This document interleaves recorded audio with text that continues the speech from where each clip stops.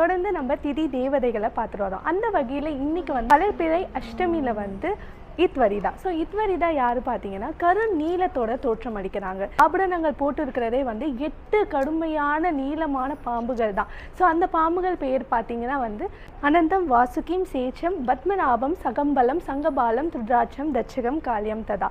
So இவங்களால் வந்து அலங்கரிக்கப்பட்டிருக்காங்க. அதுக்கப்புறமா அவங்க வந்து மயில் இறகு வைத்து அதற்கு மேல் வந்து ஒரு ஸ்படிகத்தில் கிரீடம் செய்தோம். அதுக்கப்புறமா வந்து அவங்க மயில் இறகாலேயே வந்து வளையல் செய்தும் அவங்க வந்து காணப்படுறாங்க.